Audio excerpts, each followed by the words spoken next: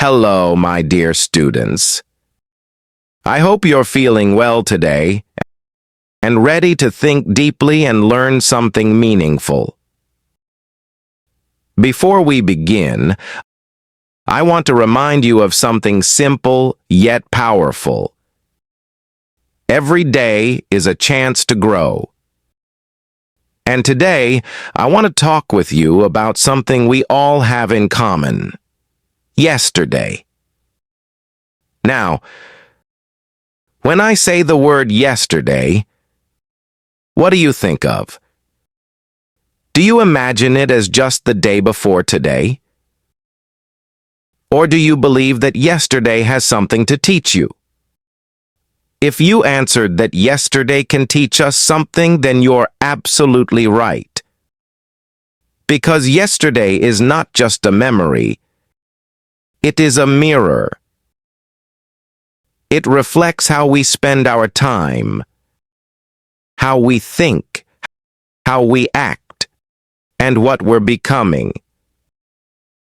Each yesterday in your life holds a story. Some yesterdays are busy, filled with studying, working, conversations, and movement. Others are quiet, slow, restful, maybe even boring. But no matter what kind of day it was, every yesterday leaves behind a footprint. If we take a moment to pause and reflect, we can learn so much. We can notice the things we did well. We can identify small habits we are building. And yes, we can also see our mistakes. Those are important too. Every mistake is a message. Every effort is a building block. This is how yesterday becomes a teacher. My yesterday. Let me tell you about my own yesterday. It was a calm and simple day. I woke up early, made myself a warm cup of coffee, and sat down with my English book. I didn't read 10 pages. I didn't study for hours. I only read one page. Yes, just one. But even in that small page, I found something valuable. I discovered a new word. Curious. I liked the sound of it. I liked the feeling it gave me. So I decided to use it. I practiced saying, I am curious about learning. Later in the day, I told a friend, I'm curious about your new job. That one word I learned yesterday didn't stay in the book. It became part of my conversation, part of my world. Now, I invite you to think about your yesterday. What did you do? Did you practice some English? Did you write a sentence? Listen to a podcast? Watch a video? Or maybe you didn't do anything related to studying. Maybe you just needed to rest. And guess what? That's okay too. If you said, I studied, then you're already moving forward. And if you said, I rested, that's important as well, because rest is not the opposite of growth. Rest prepares your mind and body for tomorrow. Whether you worked hard or took a break, you are still on your journey. Learning can be a surprise. Let me share a story from one of my students. Yesterday he came to me and said, Teacher, I didn't study English. I just watched YouTube all evening. I feel bad. So I asked him, What did you watch? He told me, I watched a cooking video. I smiled and said, That's English too. He was surprised. But let's think about it. He listened to instructions in English. He learned new vocabulary. He heard real pronunciation. And the best part? He enjoyed it. Sometimes, we don't even realize we're learning. We think we're just relaxing. But if we're using English, even passively, we are still growing. Watching a movie, listening to music, reading a comment on social media, talking to someone in English, all of these are small but powerful steps in learning. So if you did something yesterday that involved English, even for fun, you were still learning.